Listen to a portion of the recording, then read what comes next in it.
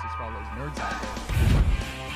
Thomas Bryant jockstrap, get him out of here!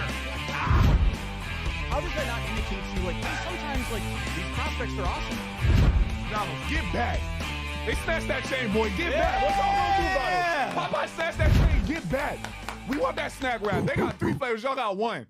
Get back!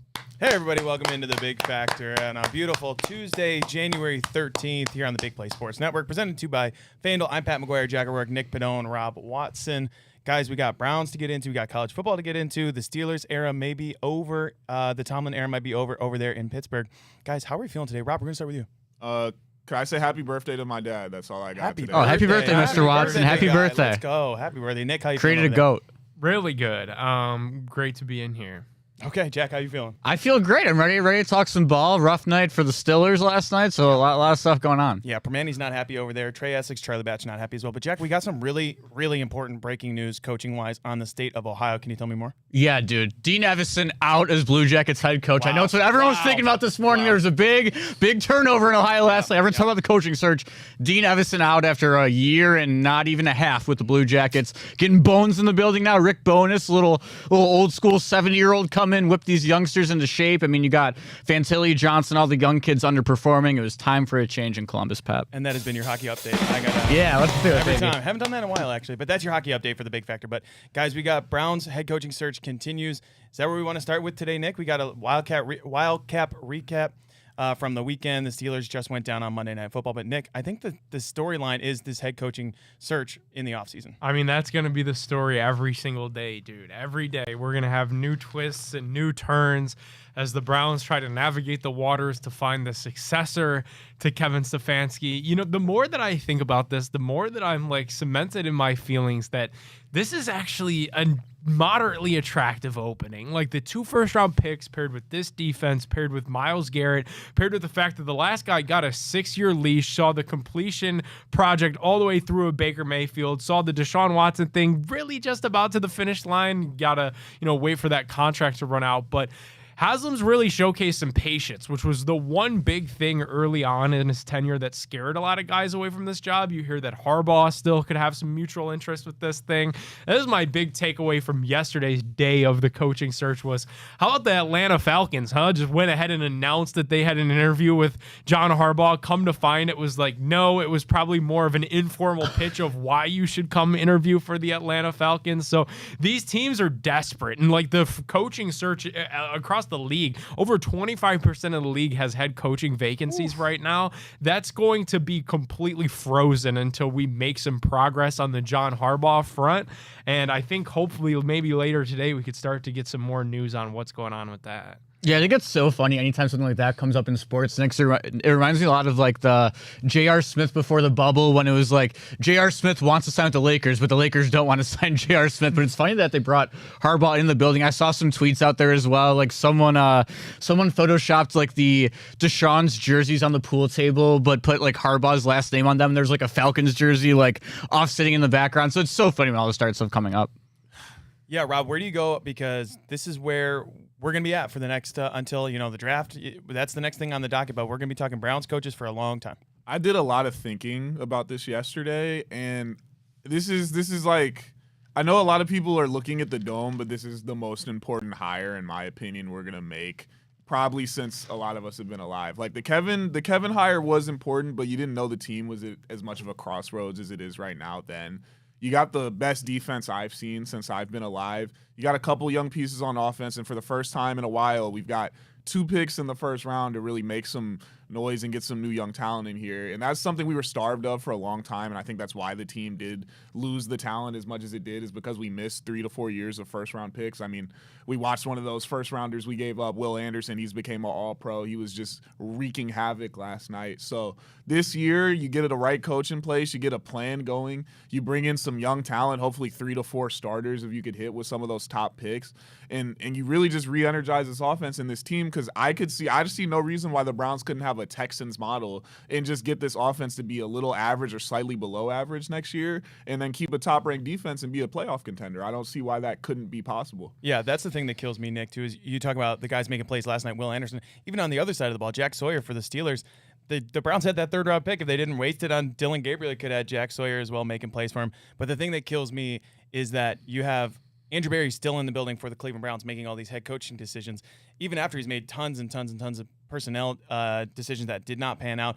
Head-scratching decisions at the time. You can say, you know, hindsight's 2020. We were saying it in the present tense there for the guys over there in Berea. But where do you think Andrew Berry and Jimmy and Dee Haslam will be looking for the Browns head coaching? What will they be looking for in their next head coach? Because they have brought in some new candidates already. I think this is probably a little bit where we could maybe be split.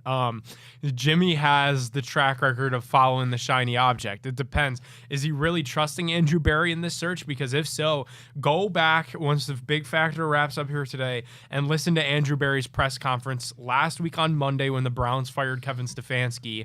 And if they miss out on Harbaugh, if they miss out on McDaniel, you are looking at Nate Scheelhaus, you're looking at Grant Udinski, or you're looking at Dan Pitcher as the next head coach of the Cleveland Browns because they want somebody that they can mold for this organization. If you read in between the tea leaves of what Berry said, Udinski would probably be the runner and the leader in the clubhouse in my mind. The 30-year-old Jaguars offensive coordinator just turned 30 yesterday. If he's hired by the Browns, would be the youngest head coach in football history.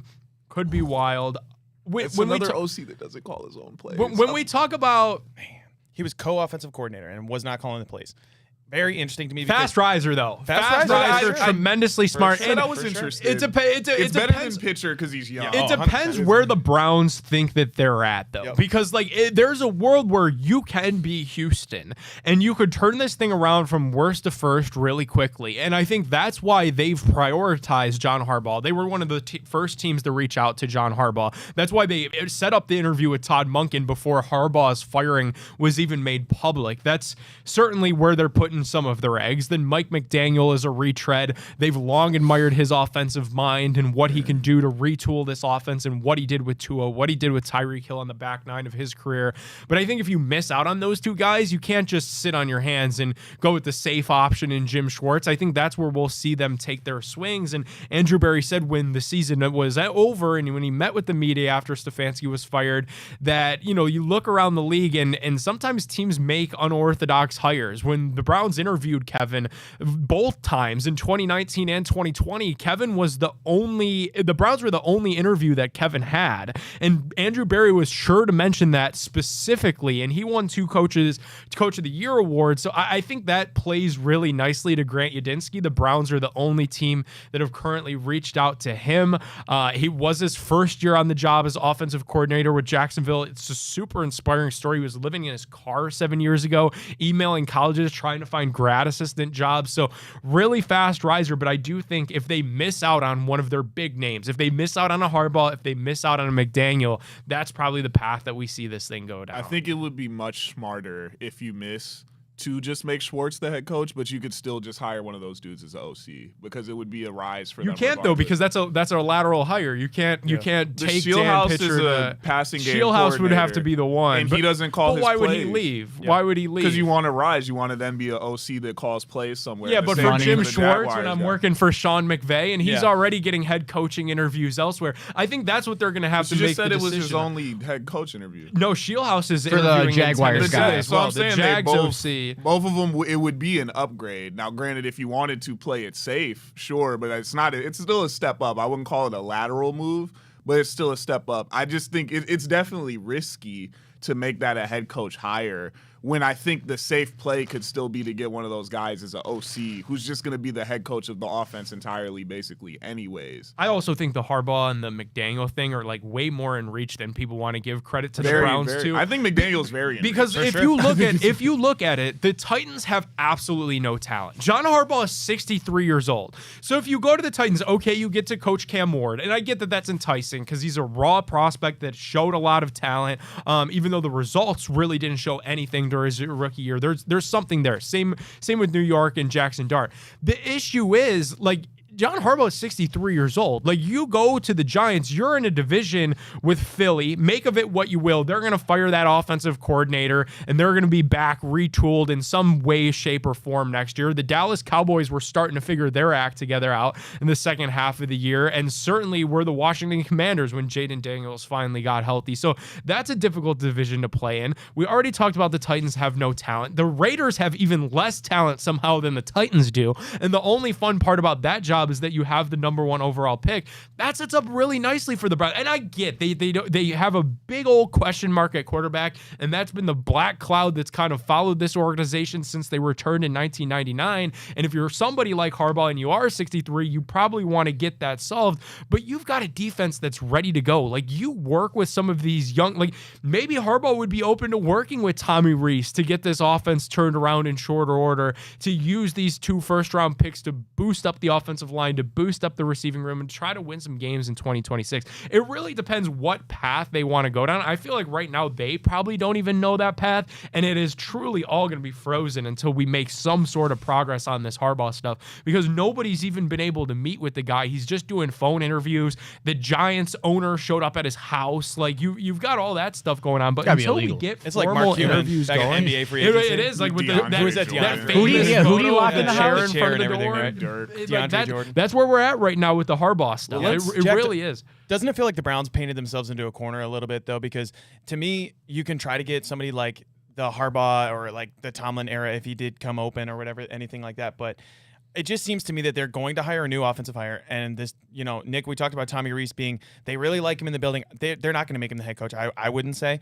But doesn't it feel like they've kind of painted themselves in the corner? We got to talk ourselves into Grant Udinski. Like, granted, he's a quick riser. So is Kevin Stefanski, all of these other guys.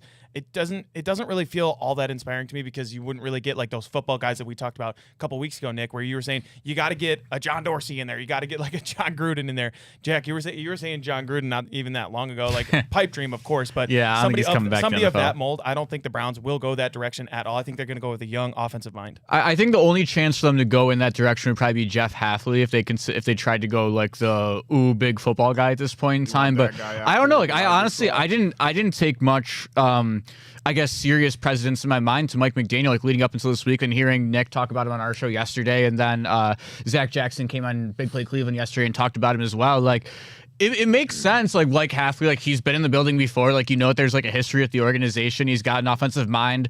I think Nick made the great point of like, how do we know if he wasn't just putting as much lipstick as humanly possible on the pig known as Tua Tagovailoa for 3 years and got them to 7 wins, like Rob said a bunch of times. Like, that team never fell off. This year, that team was dead in the water week 3 when they went up to Buffalo and got killed by 30 points and had their butts handed to them. That team had every reason to roll over. So many injuries. Like, I don't know, man. I'm starting to like Mike McDaniel a lot. So here's the thing with McDaniel. We got that 100% means we're getting a different quarterback, because Shador doesn't fit his system at all. And I don't know if that means Dylan Gabriel really does either, but he would McDaniel would love Dylan Gabriel, dude. He probably, He is a smaller version of Tua Tagovailoa. I think He would have but PTSD. But I don't think Yeah. McDaniel I ever know. really liked Yeah, Tua. I don't think That's he- the whole thing. why would he want to relive that? I think he's a lot like Kevin, where he wants the very bland quarterback that's going to do exactly what he says. And I think all of these guys on the offensive side, defense is a wild card, and I ultimately don't think it's going to be like a Hafley or a Jesse Minter, just because they do like Jim Schwartz. But when I look at the offense, like, everything about this offseason kind of screams like retread reclamation quarterback to me. And they tried to do it last year with Kenny Pickett. Stefanski wasn't patient enough with that, wasn't patient enough with Joe Flacco either. Everything about the, like, especially with you look into Udinski, and I'm going to continue to repeat that name because in my mind, he's really starting to emerge. Again, if they, unless Haslam can land a McDaniel, unless he can land a Harbaugh, which is still in reach, Udinski, like, was the guy that really revived Darnold's career. And you read the reports that came out of Minnesota, now that the dust and the rubble has all settled from that fallout, and they missed him on that staff in Minnesota this year. Then Trevor Lawrence threw a career-high 29 touchdown passes in his first year working with them. So he's one of the league's most respected young, bright minds. And I ultimately think that the Browns see that, okay, you made it work with Lawrence, who had been in the league for 4 years until you got your hands on him. You made it work with Darnold, who was in the league for like 6 years before you had an opportunity to put your hands on them. Like, I think you could be looking down like the Mac Jones, Malik Willis, like that kind of creek. If you go with any, I think that kind of probably would apply to McDaniel as well, because then they'd look to spend their resources on fixing the offensive line and fixing the receiver, which probably the way that they should go. I don't think we'll get our hands on Willis just because of the money I think he's actually going to command from the last 2 games. It would be Jones through trade. We're going to have to actually, like, I think. What would it take to get Mac Jones? I don't think it would take like a Probably ton. like third. I'm saying 3 to 4. Just to 1/3, you 5. think? Yeah, do that. Maybe something For a like third, that. I'd do it for sure. Third Yeah, and a third and a I'm saying fourth. maybe Yeah, some like kind of throw in third Dylan or Gabriel with I'm it. We saying can give him 100 like fifth 2 round picks, picks. like a third this year, maybe a fourth next year. Certain, And we've seen that stuff Andrew like Berry doesn't necessarily value those draft picks that highly, in my opinion, either. So, like, he's more willing to throw a draft pick over that way to Mac Jones. I think it would help the offense significantly. That would bring in somebody like Mike McDaniel, in my opinion. People are seriously like the smoke. By the time we roll around to the draft, you're going to hear people convince themselves on Ty Simpson and talk Yeah, about 100%. with that second pick. It's going to happen. I wouldn't mind really. I think people will start talking to themselves into it with the 6th pick. That's how this always goes. That's how Michael Penix Jr. wound up on the Atlanta Falcons. And then- Everybody was and then saying at that's a that point, second we or need to third chill. rounder. At that point, I'm And gonna say and pump the brakes, He 'cause wound it's up already- in the top 10. Like, that is literally how Michael Penix Jr. man. You're wound up 3 on good the throws in Falcons. Indy away from being drafted wherever you want. What's fascinating though is that like you see some of those reports that like he's still getting like 4 million, 5 million NIL offers. Like, Ty Simpson, do us all a favor and go back to school. So that's Right, so right. that risk Make it factor- easier for the Browns. You want to Go hear? get your degree, You big want to guy. hear some of the free agent names that would be like our retread options. You got Jimmy G, Mitch Trubisky, Bring 'em Trey home. Lance. I'm trying to Trey find Lance, another I Trey would one. Lance, see. baby. Sam Howell. Does anyone still believe in him at all as a quarterback? Russ could be like a 1-year Russ. guy. Oh my God, are you kidding? There's me, not a Russ? lot of great 43-year-old options. Aaron I Rodgers. would say the big 3 to look would be like Garoppolo, Trubisky, who had a good game late, and Trey Lance. Yeah. If they were gonna like sign a guy, I would look at those guys. And then The cupboard Mac is even Jones more is bare like than I the- could have imagined. He's the big trade target. But that's what good quarterbacks don't usually become available like that. Right. And that's why you think we're going to be priced out of Willis as well? Or Yeah, not? he's gonna get the bag Yeah. this offseason, and I think he's a Falcon. I'll continue to say that. I'll continue to say Be a it. good fit. Or a little bit of- Steeler. I mean, the Steelers are going to be Yeah, back they're in gonna the need thing. a quarterback. Their draft pick is too good. There's It's the two- same situation they were in last year. The draft pick is too good. Like, unless they Well, are Mike the Flora team was saying that- they might trade up in the draft this year to get a quarterback. unless you could like get a Kirk Cousins to Pittsburgh, I could see. Well, you could know, see let it. me not. I could see Let it, me man. not price us out, because I mean, maybe if Jimmy falls in love with the guy and the coach says, "Give me him," Right. maybe he will throw the bag. What if they at brought in Kirk Cousins the year after Kevin left? It's How Is he funny would possible? that Is he a be? free agent or is that possible. trade? So they reworked his deal also in a possible. way where they're probably could cut him and then you could just pick him up. Like now this season, the Kirk Cousins thing is a lot more realistic than it was last season. Even when he was hanging out, where was it? The Strongsville or the Westlake it was Chipotle? Westlake, yeah. Westlake Chipotle. I forgot about that. That's so funny. Yeah, There's never that's a the dull type moment. of quarterback we're staring down. Yeah. Unless I don't, because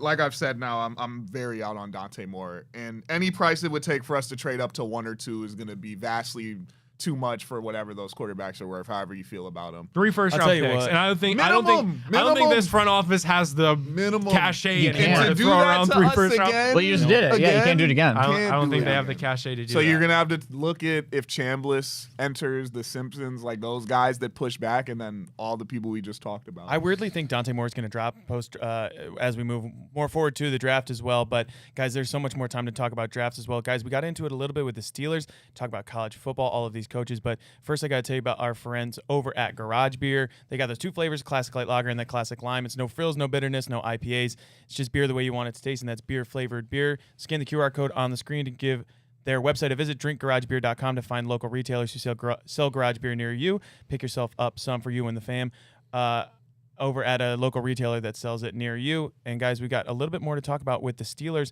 as well. We've got a lot more coaching changes. Will the Browns bring in a quarterback that would help change who a coach would want to we would want to bring in here in Cleveland? But we'll find out next on The Big Factor.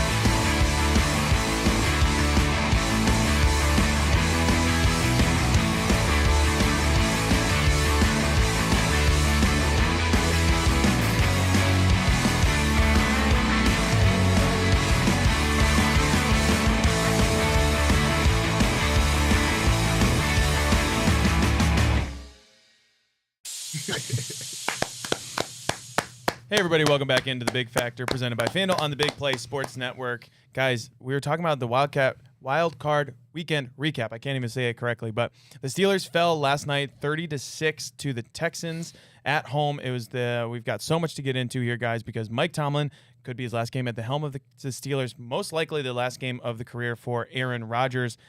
Could be an end of an era in Pittsburgh in many different ways. Nick, what did you make of that last night? Because that fourth quarter you entered 7-6, and then it turned out to be a unraveling of 30-6. The Texans took. I've had a couple nights worth of just generational hate watches because you see the Jaguar season come to an end, and Greg you finally Newsome burnt and toast. like you finally put a bow on the draft pick hate watch, and then to see the Steelers, who really outperformed what a lot of people thought they were going to do this year. I think Rodgers was a better fit than a lot of people expected. It's just that, like, it's what's plagued the Steelers for years. The defense was just all right. It was good enough to get them to the postseason. And then Rodgers was good enough to get them to the postseason. But there's nothing else. Like, they really have no semblance of a run game. And that's been an ongoing issue really since Le'Veon Bell walked away. They've got DK Metcalf, who's beyond capable. And Adam Thielen was a nice, like, we're drowning and we have to try something idea. That's really all that was, though. Like, you've invested a lot in a receiver and you've gotten really nothing out of Calvin Austin III. Roman Wilson doesn't even play, which is puzzling to me because I actually thought that was a great pick for them at the time when they made it, but he can't even get on the football field, so there's got to be something more going on there. Like, this really feels like the same old Steelers loss in the playoffs that we've had the last couple of years. I think now you really have the conversation of, like, does Tomlin walk away? Does he want to even be a part of this thing anymore? There's so much smoke and speculation out there that he could go do TV and just maybe take his pick of the litter of jobs next coaching cycle. I think that could be a smart play if he wants it. But again, okay, now the Pittsburgh job is open. That's adding even more competition for the Browns to hire one of these premier coaches that we're chasing in a Harbaugh or a McDaniel. So it is all very fascinating, and the fallout of what can come is really cool too. The one thing that I do think is probably obvious, but might not be, because they could decide to run it back with Aaron Rodgers. But last night kind of felt like the end for Aaron, which is disappointing in a way, because over the last 5 or 6 years, really ever since like the Pat McAfee show became relevant, Aaron Rodgers has taken on this like new vilified role in the National Football League, and he was never really that before. And I think that like a lot of people will be clouded by the recent Aaron Rodgers experience, which is drama-filled, the COVID stuff, the vaccine. Remember when he hurt his toe, and then he was injured on the Jets, and then the Steelers run was just weird, and now he's maybe got like a fake wife. Like, all of the oddity that follows Aaron Rodgers, I think will cloud like the fact that if this was truly it, in 5 years, we will be watching a no doubt first ballot Hall of Fame Aaron Rodgers induction, and truly one of the best. How about this for a take? Aaron Rodgers is probably the best true quarterback I've ever seen play the position. Yeah, I would totally with agree, you. yeah. Totally with you. Yeah, I think it's Stafford's up crazy there, too. I think one thing similarity that always gets brought up with him too is I think when you mention those final couple of years of Aaron Rodgers, like it's such a like. It's Brett Favre. It's Brett Favre in the exact same way, dude. Like, it's you entertain with the Packers, you come back around, you do a couple of dumb things, you stay around a little bit. Aaron Rodgers never even quite had that season that Favre did, where with the Vikings, where Favre led them to the NFC Championship and had like a billion touchdown passes. But it's so crazy to see him go out like that. And it was weird, guys, because it felt like the Steelers' black magic just totally shut off. Like, they forced the fumble in the I think it was the second quarter. Like, they kept getting the turnovers, and just the black magic ran out. Yeah, as you would say in Renegade, the jig is up. So yeah, the time right now, that was a tweet from our friend Daryl Ryder, obviously, but the jig is up as it goes in Renegade. But guys, It's funny too, because like you can just give him the gold jacket right now. In 5 years, in 2031, you'll be listening to one of the strangest Hall of Fame speeches you've ever heard in your entire life down there in Canton. So we look forward to that. He's definitely a dude to not show up to his induction. Yeah, that's not Actually didn't think about that one. But it did pain me a little bit that we didn't get the same Ben Roethlisberger treatment where he was sitting on the bench crying after the Browns postseason win. But it could be the last time we see Aaron Rodgers on an NFL field. Oddly, I hope that it's not, though. Am I sick for that? I'm so sick of that. I agree, but where would he go, do you think? I don't know. He said last thing, he's like, yeah, I'll see if I'm going to play next year. Like, I got some options. And he's like, actually, I mean, I probably got 1 or 2 options. Like, options so at least are he's limited. aware of that. I think one of them is staying there. Yeah. I think that's Atlanta. probably what he does. Yeah. And they run back the same 9-8 year and lose in the wild card again. Yeah. It's crazy. I don't know where's Alex Van Pelt these days. Yeah, right. Because that's his boy. Tennessee, I wanted to say. No, he's somewhere good. He's with the Rams. Yeah, Could you yeah, see he's if Stafford's God. if gone. Stafford goes No. out on top and Rodgers gets one last go? That's his home state they as do well. not go Rodgers. They're way too smart. They go I'd like, agree. They'd pick a kid or they'd go sign somebody. And I'd then agree. He'd turn them. I also don't think Stafford can't walk away after like an MVP in a Super Yeah, Bowl. no. You got to give it one more go. Even though I think Maybe. his body is like It's giving it. Yeah. so crazy, dude. But guys, it's crazy. You talk about 10-7. The Steelers won the AFC North.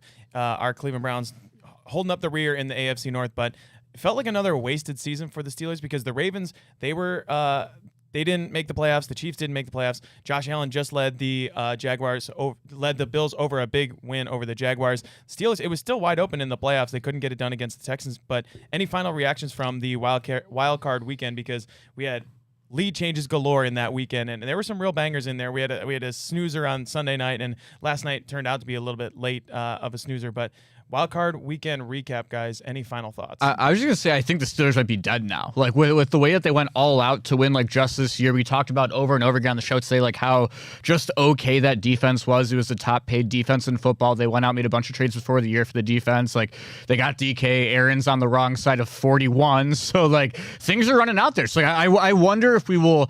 I'm gonna hold my breath on this for the first time in our lives. Get to see the Steelers truly just bottom out for a couple of years. The AFC North is officially washed. It's not the division people have talked about it being for the past couple years. The boogeyman is dead. Honestly, I think that there's the weakest division in the AFC this year. And, for the Browns fans, you should be happy because that means if you could find a way to have a couple more games go your way and actually put some talent on the field, you could be right in the mix for winning it. And honestly, most of the wild card teams didn't.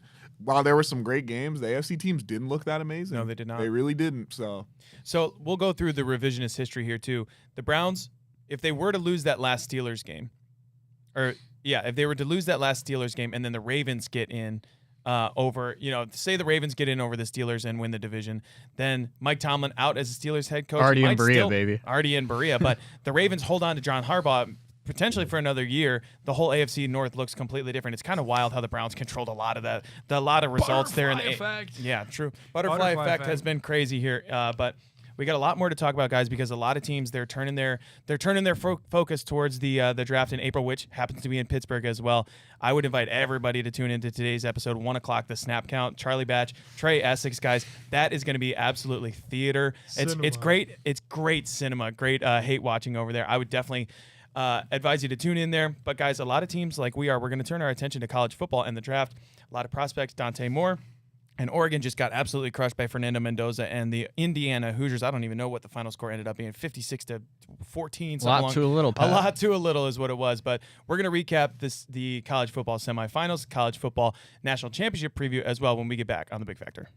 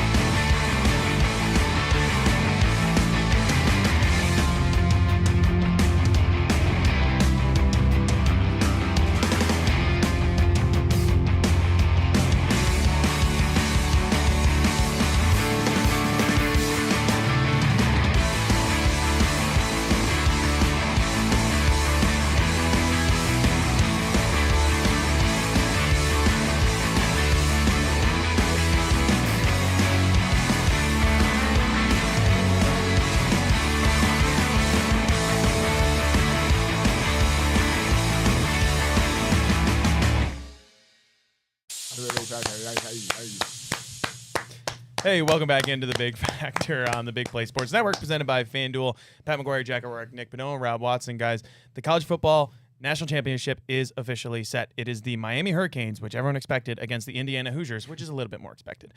After Indiana came off of a huge victory over Oregon, the number 1 and number 2 overall quarterback prospects were facing off. Fernando Mendoza took that one again over the Oregon Ducks to claim their spot into the national championship. So initial thoughts, guys. Jack, our college football expert on the show, our college football expert. Miami, was this Interesting word choice. I know, right? Was this Miami team what you thought they were when they beat Notre Dame in the early beginning of the season? I mean, yes, actually, let me say yes, they were early in the year. I think me and everyone else in the country changed their minds when they lost to SMU and Louisville in the middle of the season. But like, yeah, I mean that defense is incredible. Like you saw the way that like Charles Jagusa, who's Notre Dame's left tackle, is going to be draft eligible next year. Billy Schrouth is going this year, and Ruben Bain just tore through those kids. They were dancing, like they were break dancing the whole entire game. CJ Carr was running around for his life, and Notre Dame lost that game. Like, yeah, they got back to that form. We saw it against Ohio State. Julian Sayin had no time the whole entire day. Like their defense is that legit. The problem is like Indiana's whole entire team is 5th in 6 years. They have so much experience. They're just as big, and they've beaten the crap out of everyone in their way. Yeah, that defense showed out well against Ole Miss and Trinidad Chambliss. Like he put up a good fight, Nick. It's a shame he's gonna be fighting for that transfer waiver, not transfer waiver, but eligibility waiver to come back again and play for Ole Miss. He said he would only play for Ole Miss, but that was a hell of a classic game in the Verbo Fiesta Bowl over there in Phoenix. But I mean, Miami, they ended up getting it done. We talked about Carson Beck. He was not really the quarterback that everyone thought he was. He's kind of more of a game manager in this later stage of his college football career, but he got it done for the Hurricanes. He did. And like I look at this Miami team, and we thought during the beginning of the season that they were really good, and then they kind of maybe tapered a bit in the middle, but now they've reminded everybody that they are just that good. I just look at Indiana, and they're a buzzsaw. And like I'm not willing to do the LSU comps. I think that's way too far-fetched. 2019, I think yep. that's Great absolutely take. crazy.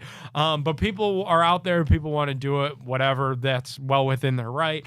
I personally just think it's nuts, but that just goes to show the fact that people are even willing to have the conversation how good Indiana is. I think Indiana rolls in the college football championship. Yeah, I think that's one of those things, too, where we throw around the generational term for prospects all the time. We need to stop comparing every single college football team to the 2019 LSU team. Yeah. Because ESPN came out not even that long ago with rankings, and 2019 LSU was second, which I disagree with. But To who? Yeah, it was a 2020 To that Alabama Bama team. Yeah. and I didn't agree with Yeah, I that, don't agree with but- that either. But this team, Indiana, could not be. I mean, the high flying was it Justin Jefferson and Joe Burrow on the LSU team? Like that's not what you've got here in this Indiana team. They will strangle you. In terms of teams, like they beat the Buckeyes, what was it, 13-10 in the Big Ten championship because of a missed field goal. It was a lot closer than people think. I don't think Ohio State was necessarily that far away. I'm surprised they lost to Miami, but is there anything stopping Indiana from running away in this national championship, Rob? No. And I'm here for the generational hate watch. I mean, Jack was kind of on me and Ryan for how much we are like wanting to see Carson Beck fail. And because you were giving him credit at least for what he's done so far, but I want to see the other shoe drop. It's about that time. I give credit to Cristobal in Miami for just having a good enough team around him that they could have gotten this far because he truly is nothing more than I don't even want to say a game manager, just not a game loser at quarterback for Miami because that team is that good. If Cam Ward was on this football team, we'd all be talking about how Miami would be the running away favorite. So they'd be the one Yeah, we'd be the talking about, U like the would be back. 2019 LSU team, yeah, not yeah, Indiana. Yeah, Yeah. so it's just They'd be talking about how the U is back and everything like that. Yeah. I know they're back and everything. Everyone's in the comments of the Bobby Carpenter show. I'll tell you that. Rob and I know it well, but the U is not necessarily back here, fellas, because at this point in time, somebody like Carson Beck is going to be gone. You're going to have a new quarterback transfer in. We just saw Dylan Raiola go to Oregon. He's probably going to back up. After? Yeah. Who are they going to go Who's after at left? this point? No, They could go after Trinidad Chambliss. Chambliss. Yeah, you could see that. I mean, well, here, my thing is Ole Miss already got Deuce Knights. Like, I think they're Pete Golding at a minimum is expecting he's not getting the kid back because you don't bring in a 5-star quarterback who needs to play now if you have a quarterback. The U better cash in, but they're not going to be able to, Yeah. and it's going to be ugly. Like it really is. Have you guys seen all the Indiana like sign stealing allegations starting to come out? Yeah. That's everyone on the internet is It's saying coming like out you're. about Miami too. They're saying not both teams are I was doing going to say it. Sig's on his like Belichick arc. Yeah. So this Yeah. dominance, and then he cheats, but then everyone's like, who cares? Because he's just still a He's great just that coach. good. Yeah, I remember the Belichick arc because they were like, "Oh, he stole practice footage, boo hoo." But like, this stuff does kind of matter. I don't know what the line is, guys. I'm gonna guess Indiana would be favored by at least 8.5 if I had to. Oh, look. you think? That's what It's it more is. than wow, it's that much? It's more than That's that, what but it is. whatever More it than is, a I'm taking touchdown more in than a a touchdown. championship For sure. Hey, also, by the way, why are we doing this on a Monday? I know that's a conversation that's had every year. Like, why is there no college football this weekend? And I get there's NFL on Saturday and Sunday, so it kind of has to get moved to Monday, but why? Why are we playing I think that championship is football it. That on is Monday? as someone who had their heart torn out at 11:45 p.m. on a work night last year. Hey, I am right here with you on that, Nick. Why? What happened? Other one is too. Yeah. The other one though, Super Bowl. If you're not going to let people take Monday off work, like if it's not just a national holiday, Super Bowl should be on a Saturday too. I fall in that boat. Saturday. I think it's the same conversation. Saturday event. Well, I could see it, but it'd be strange to not do it at like 3:00 on a Sunday, as always. But guys, it's funny too because Bill Bender, word for word, just talked about that on the Bobby Carpenter show. You'll see that later today at 12:30. But the college football calendar has been terrible, where you've got guys transferring, you got coaches moving. At this point, national championship is January 19th. It's 6 days away at this point. You had college football semifinal games being played as guys are transferring, as you don't know who the head coach is. Pete Golding, is he going to go here? Did he fly back and forth? All of this stuff. It's crazy where college football is at these days.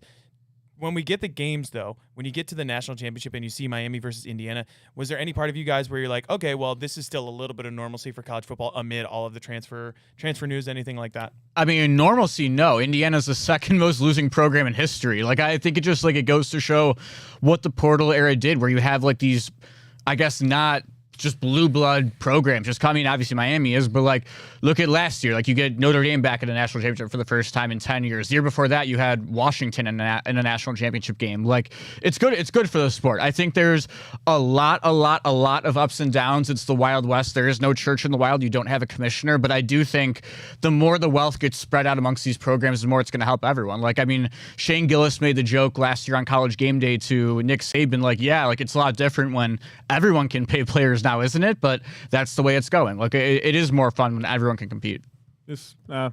I would love to see stuff get figured out with just the portal and the timing. I'll be speaking on this forever until they get rid of it. Get rid of conference championship weekend. Just make it the regular season title, move everything up more. Let's get rid of the 25-day breaks for teams to get a bye. You can't be the best team all year and then be off. Every team lost in the first half. Every team had a terrible first quarter. It was just lucky enough for Indiana that Alabama was that bad and shouldn't have even been there, that they were able to come back. It's still broken. It's all broken with coaches leaving. Lane Kiffin ripping away coaches as Ole Miss has to play a semifinals game. Talk about villain arc as well. Like teams like, say, imagine Ole Miss won another game and then that came out that Trinidad couldn't come back. So now they're recruiting guys like Deuce Knight. They got to figure all that. And they are moving into a national championship game. Like the timelines are all disgusting. They got a lot of stuff to shift and figure out. There needs to be, like, this stuff shouldn't be interfering with the games. It's funny, too, because you think about, like, my brain went to the 2007 national championship, Nick, where the Buckeyes beat Michigan on November 30th, November 24th. I don't remember if it was before or after Thanksgiving. They didn't play for 59 days until like January 24th. No, it's unbelievable stuff. Like, you got to control the narrative and get something going there. You do, and I do get that it's hard, like, cause seriously, look at it, like you've got NFL Saturday all day, NFL Sunday pretty much all day. So like, when would you really play it? But it absolutely can't be on a Monday. Crazy. It just can't be on a Monday because that throws off the whole week. You're sabotaging so much of the audience. We're like, obviously we're gonna tune in because we're sickos, but like there are people in my friend group that are passionate sports fans that won't stay up, or they'll watch the first quarter, maybe the first half, and then if it's a boring game and it looks like Indiana has it in hand, they'll just turn it in. And like, okay, like if you're ESPN that's airing this, right? Like you're losing out on prime ratings because you play this on a Monday. Yeah, let alone I don't really know the 9 fix. o'clock sometimes too. I don't know the fix. I'm glad I don't have to be the guy that fixes it, but it can't be what it is now. It doesn't make sense, and it hasn't made sense for the X amount of years that they've done this, and it's been a while. So evidently maybe it's not as bad as what we're saying because they continue to do it, but it just feels like you could be so much better positioned if you played this game on a weekend. Yeah, it feels a lot like baseball, Jack, where like you're just shooting yourself in the foot at this point. Like it's not that difficult. It's like there are no other sports in the world going on right now. How about we play half the playoff games at 2 p.m.? Yeah, it's stupid. incredible to think about a noon game on New Year's Day as well. Like I understand you got a captive audience there a little bit to a certain extent, but Speaking of idiots, did you remember when the NHL tried to do their, like ESPN buys the NHL, we're going to do this like red zone type, the face-off frenzy, every NHL game on ESPN on the night of the NBA opening night. Worse, like, what are you doing? This year, I didn't even hear a word said about that. You never did. It happens every single year, but they always do it. One year was on the NBA's opening night, the other night was on Thursday Night Football. No one watched it. At some point we might need to do a bracket of the worst marketing ploys for It's for the baseball and NHL, hockey. the NHL, the NHL, and the NHL. Yeah. It's also like red zone being $5.99 for the last week of the season, for the week 18 games this year, but It don't matter. the week 18 game. But guys, we got one more thing. We're going to pivot to the Cavs. I know, Rob, you do not want to talk about it. I know how difficult it's going to be to talk about these Cavaliers, but I'm ringing the alarm bells, and we have been for quite a while. We're going to talk about that, Nick, when we come back next on the Big Factor, because Kenny Atkinson, man, I don't know where he's going to – the look in his eyes right now, the rest of this team, Well, I don't know. what do you want to say, man? Yeah, right, but we'll get into that after this break on the Big Factor.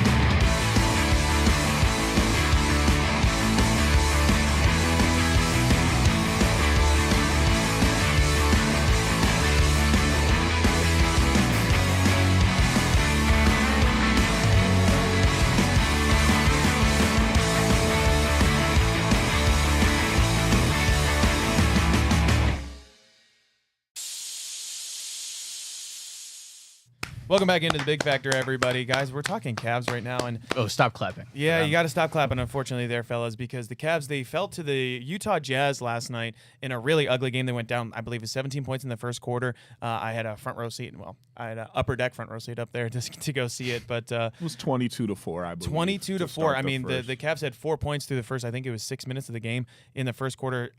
Sky feels like it's falling. Are you guys? Do we have anything to talk us out of that, guys? No. So I'm gonna give you guys the script for every Cavs game this year. So listen in.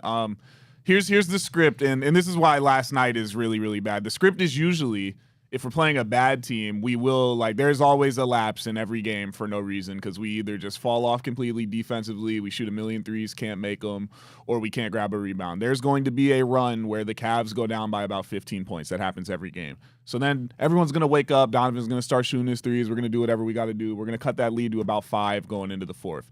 If we're usually, when we're playing sub 500 teams, because they suck, we find a way to win the game at the end. They can't make enough shots. Obviously, you beat the bad teams. Against the good teams, we lose by about 10 because they're good basketball teams and they're going to score points down the stretch. Last night, they couldn't even come back versus the Utah Jazz, and who didn't even play particularly that good, really. They just out-hustled you. Jared Allen had 4 rebounds in 32 minutes. Yusuf Nurkic babied him. But I don't even need to say much about that because that happens all the time. We've been seeing it for, 5 years now. Donovan Mitchell and Darius Garland, the backcourt has never worked. It never will work. It's never going to work. They both had about 20 points on 17 shots each. Not going to get it done, getting outplayed by Keontae George in the Utah points. Jazz, who gives 32 points on your head. DeAndre Hunter is an absolute waste of space at this stage in the season. He's doing nothing. I didn't know Ty Jerome was his dynamic duo on 2K, and he can't function without him on the team. Why is Jalen Tyson coming off the bench? I don't know. I don't really got anything for you. Evan Mobley, he has a nice game. He had 9 and 8, but 15 points. Not a big needle mover. Not really doing anything when Lauri Markkanen has about 20 and 12 rebounds on your head too. So the team's just not good. Team's just not good. That's where it is. If you want to talk about the people like Rafa would say, who said the regular season doesn't matter. Well, the regular season doesn't matter when you're a playing team. Yeah, You know? exactly. The crazy thing too is, guys, you look at it where the Cavs were 64 and 18 last year, and they are 22 and 19 right now. 30 and 12 That for is Markkanen on Mobley's head. 30 and 12. Jokic 32 with points 11 for and Keontae 17 on Jared Allen's head. Keontae George with 32 points. And I think, 9 assists Yeah, 9 assists on and 5 Donovan boards, by the Mitchell way. and Darius Garland's head. There it is. It's crazy, over, too. guys. I hate to be that blunt, and I do genuinely think, and maybe I'm Out-rebounded delusional. by 20 rebounds. Maybe I'm 20 delusional for rebounds. Kevin thinking Love this. was getting some of those, by the way. I think there's a piece of the Cavs that will get this straightened out and maybe avoid being a play-in team, and there will be a time where we'll all believe and do the are they turning a corner thing again. But like as currently constructed, this is not a team that's going to win an NBA championship. It's just not. Like, and Don't the fact that mention we this ever team in had that championship conversation, sense, the fact that we were talking about Evan Mobley being an MVP candidate, like we really kind of, as we're sitting here right now in the middle of January, we look like clowns. That's is on really us. what we That's look. on us as That the is like media. us We because got- we I don't saw know, it. man. How many? The old saying goes, "Fool me once, shame on you." We Fool bought me the twice. reports, We but this is the last bought it time ever. many times. Last time. many times, Last like time. more than once. Last we time with bought the it. core four. So blow it up. You have to do it. Blow it up. What do you do? But here's the thing. My question for you guys, though, is you said we bought it many times. Like last year's team, I was more encouraged, even with the playoff exit, with the injuries and everything like that. Are you talking more I'd so agree about with that. The I'd Knicks agree team? with that. Yeah. Were you talking about more the Knicks exit where they got absolutely bodied, like Thomas Bryant's jockstrap, literally, like on the intro of this show? But I think like even that, that was last year. Like Thomas talking the Bryant year- out rebounded him last year. the So year like they got out versus the Magic, and people looked at me crazy because I said that was going to be a good series because we're just not physical. And that series went 7. And then who did We we were down play? 20 at Who halftime did in we Game play 7. second round? Was it the Celtics? I don't Yeah, know. we lost in 5, We yeah. got swept. Yeah. Yeah, Like, so gentleman's then it's sweep, just yeah. it's every year we've been promised the progression, but honestly we're in the same spot we started when we first got Donovan. That's the reality of it. It's the same team. All I'm saying is it's time, this core 4 thing. Like I'm seeing them tell me to vote for all 4 of them to make the All-Star team. Like that every time I see that, It's I get crazy. infuriated. They were handing out posters We after got the game for that. infuriated. We have Posters. one All-Star on our team. We have one. We have one. I'm not voting for Jared Allen. I'm not, but Darius is he's missed half the year. He's playing better now, but he's not an All-Star this year. Evan Dude, they were Mobley handing isn't out, either. They were handing out vote posters at the end For of the game. what, yesterday. bro? After For what? losing Just tell that me to game, vote for After the Donovan. loss? after Who, losing by the that way, game to is the gonna Jazz, you're gonna hand out he's vote gonna Cavs. request a trade at the end of the year after we get first rounded or if we get bounced in the play-in. Man. Jared Allen should have been gone. It's time to go. Next year, we're gonna probably bottom out, guys. You're probably gonna see us not be a playoff team because they're gonna have to break it down. I'm guessing right now it's gonna be Darius and Evan left. That's my guess right now. I would say next year then, put all your effort into Jalen Tyson, see what you got there, because that's what it is now. You want to get out of this second apron, and it's time to restructure it, rebuild it all. Because this core, it's never going to get it done. It's a second-round team. And Yeah, we've been get- lying to ourselves about it. It's a second-round at best team. I don't even think we'll make it to a conference finals with this core. Get ready to learn Tyrese Proctor, man. we'll I'll look- tell you what, too, because you're handcuffed as the trade deadline approaches. It's February 5th, guys, the NBA trade deadline. and it's the 13th right now. It's the 13th. It's January 13th right now because that is coming. not even 2 months anymore. 150 miles an hour is that trade deadline coming. I don't think you're far off there, Rob, with the trade requests coming. Donovan Mitchell, Darius Garland potentially as well, because I don't think that toe is going to be getting any healthier. It might like be he's- Darius. Pick either guard. Pick One either of them's guard. going to request a trade, and I mean, one, at this of them point- should. Be One of the gone. people on Pat's shirt will not be here next year. Yeah. I didn't even realize that. Yeah, but one and of one these of the two front dudes will be court shouldn't be there. I think Evan's the only guy that's like locked in to not leave because I just don't see them good. They're still buying the hype. I think Evan Mobley also just is what he is. So And I that's think- a good third option on a championship team. We're all in agreement that the panic meter right now is a 10 for the Cavs across It's the not board. even panic. I don't get mad watching anymore because I know what to expect. Yeah. It's, So we're beyond that. we're at just this what point. would you call it? The delusion. is Apathy? gone. Apathy, the- yeah. yeah. That's a perfect description for Which it. too, that's Nick. not good. No. In a year that you had genuine expectations After to being like the We had surprise apathy for of the Browns when they NBA. lost Did 10 we in have a the row. best record in the league last year? Or was it the second best? We Had to did be for, the yeah, best. best 64 and 18. Yep. Whatever. From that to this is outrageous in 1 year's time. Yeah, they were talking about 73. Was and 9. Max Struz that last year. important? Well, here's what's alarming to me They'll on, win on a the couple, coaching front. They'll win some Sam games Miller- this year, but Right. the key is that you don't buy back into it because it's going to be the same result. So yeah, when Strus gets back, and by the way, don't expect Strus to just be good when he comes Right. back because he hasn't played Jones basketball in fracture, 7 right, months. right. He's going to be off. But sure, they'll fit at some point. There's a lot of talent on the team. They'll figure it out. They're going to be like a 6 seed, a 5 seed at best. So we won't even have home court. If they do stumble out of the first round, they get destroyed by whoever. That's good because we went like 2-7 at home in the playoffs last year. So Yeah, that's with actually the not new, a with the bad new point. Avalanche machines. Oh my god! With the new Avalanche machines, didn't this cost like But what were you $300,000? Yeah. about to say? Like, what disheartens me the most is that like before and after the games, you're hearing guys talk about that like mentally, like there's that clip that's floating around from Cammie Justice where Jared Allen is talking about like they're losing these games mentally, and even Kenny Atkinson said immediately after the game that like it was that loss chalked up to team psychology. And it's like, well, then it's just a broken team. Like if that's really what, like if you can't beat the Utah Jazz on a random Monday night in January because you're getting outbeaten in the mental side of the game. And like I've played basketball, not even on the same level as Rob has, Division III, but just like playing sports, like if you're getting outmatched mentally before you even go into a game, it's so obvious to the opposition when you've got a team that just isn't with it. That goes for any sport. What do they even mean by that? Right. What do they mean by that? That they're beat before the opening tip. And I've played teams like that before. I've played teams like that, Rob, where you know that it's just going to be easy pickings all night because they don't have it for whatever reason. It's either that they don't care, they didn't prepare, or a combination of the three. I'm talking to you. This is me talking as an athlete. I don't understand how that's possible for a team that had championship aspirations entering the season. I never played a single game in my life where I didn't think we could win somehow. In any way. I could never go into a game, and especially against a worse team, and say, "Oh, we're gonna find a way to mess it up and lose." That's something I think about the Browns. But me personally, if I'm out there, right, we're professional. These are professional athletes. Donovan Mitchell's a top 10 player in the league. And even top picks. How do you go into a game and lose mentally to the Utah freaking Jazz? They were 14 and 25. I played after Nordonia homecomings. Like, you play hurt, but it's like at some point, like it's the Utah Jazz. It shouldn't matter. You could be mentally overmatched against the Utah Jazz and feel like, you know what, tonight we might not have it on our 100% game. But it's the Utah Jazz. How do they lost to the Hornets by 55 at home the last time they played basketball, and your roster costs $242 million. And bullied you. And you just take a mental health day against the Jazz? Like, how does that work? It was quite literally mental health awareness. Yeah. This is my final point on Isn't that this, crazy? is that at the end of the year, maybe this could be for the best, because I just watched the Boston Celtics, who at least got a ring out of their second apron team, break it all down, and they're third in the East right now. So maybe for us, it would be better to go less is more. Just have get rid of some people, save up on the space, let some of the young guys play, see what they develop to in roles, Proctor, Tyson, and those young Tomlin and those guys. And next year, maybe the team looks better with just getting rid of this whole core four nonsense and fiasco and having the most. Like we are the most expensive roster in the NBA, correct? Yeah, brother. I think that's a fact. No, it is a fact. We got $242 million. We are dead last in cap space with negative $87 million, which would not pay off Deshaun Watson. The Celtics tore it down, and they're still winning. So maybe it's just at least if we tear it down, negative $55 million. I'm not saying we're guaranteed to still winning, but at least maybe we'll be getting wins worth what our roster costs if we do tear it down. Rob, guess how much money Jared Allen makes next season? Like 50, right? $30 million next year. So here's my thing too: is I don't think this $10 million per rebound a night, bro. Yeah, good shit, Jared. Yeah, call him 4 for 4 at this point. Call him Wendy's.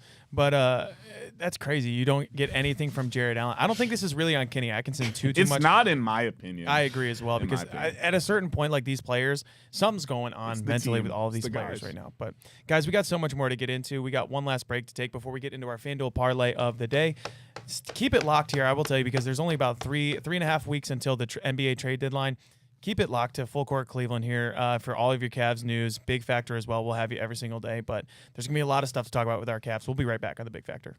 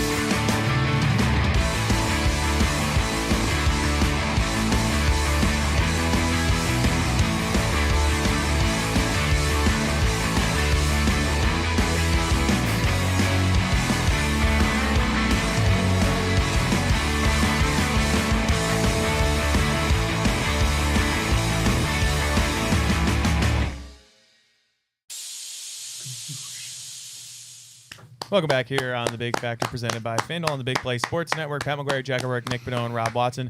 Guys, we got our FanDuel parlay of the day. Nick, if you want to tell us about our friends over at FanDuel. You guys know how fast NFL game days move. One big play and everything changes. That's why live betting on FanDuel is a game changer, because with FanDuel, you could bet in real time while the game unfolds. If the score just flipped, jump on a new spread or a live money line. If a wide receiver starting to heat up, bet on his next touchdown or total yardage. Think a drive's going to stall in the red zone, take that live field goal prop or just fade the total. Live player props, team totals, drive results, updated spreads, next play markets, it's all there. It's fast, it's fun, and with FanDuel, your live bets move as quickly as the game does. So whether you're riding momentum or fading the hype, FanDuel is going to put you in the middle of every single moment. Visit FanDuel.com/bigplay to download the app and bet the NFL live all season long. Must be 21 plus, present in select states.